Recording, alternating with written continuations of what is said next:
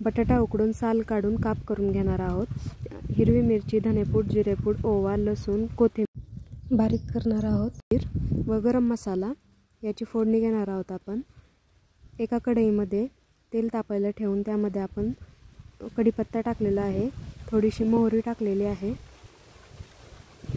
जिरे टाकलेले आहेत. ते चांगले तडतडून आल्यानंतर त्यामध्ये आपण लसूण टाकणार आहोत. लसणाचे काप करून टाकावे व त्यामध्ये आता आपण याला चांगला गोल्डन कलर आल्यानंतर त्यामध्ये आपण कांदा टाकणार आहोत.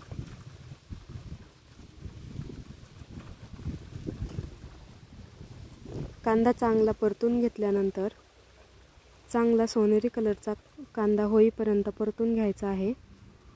त्यानंतर आपण यामध्ये केलेले वाटण टाकणार आहोत. ते चांगले परतून घेणार आहोत. सगळं मिक्स करून घेणार आहोत. त्यामध्ये आपण थोडीशी हळद टाकणार आहोत.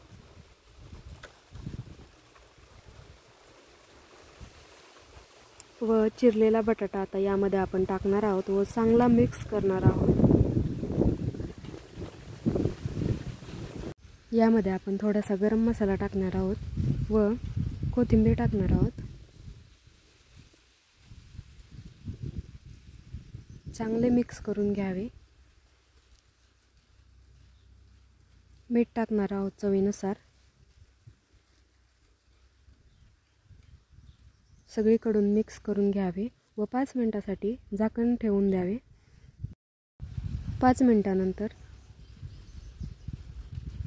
अशा प्रकारे आपला बटाटा तयार झालेला आहे. यामध्ये आता ताटामध्ये खाली काढून घ्यावं व चांगलं सगळीकडून कुस्करून घ्यावा चमच्याने किंवा वाटीने. अशा प्रकारे जेणेकरून चपातीच्या वर तो येऊ नये. मऊ करून घ्यावा सगळीकडून. अशाच प्रकारे आपण चमच्याने सुद्धा करू शकतो. व कणकेचा गोळा घ्यावा. त्यामध्ये पुरणाला आपण जसं पुरण हे करतो तसं बटाट्याला हे करावे, भरून घ्यावे. बटाटा चपातीच्या कणकेच्या पिठाच्या ह्याच्यात भरून घ्यावा.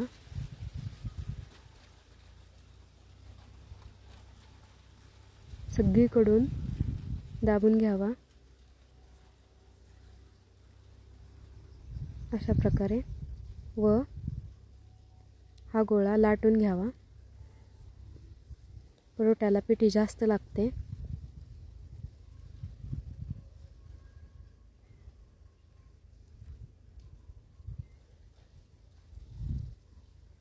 लाटून घ्यावा. अशा प्रकारे परोठा लाटून तयार आहे. तो गॅसवर टाकावा. सगळीकडून तेल लावून घ्यावे. परोठ्याला जास्त तेल लागते.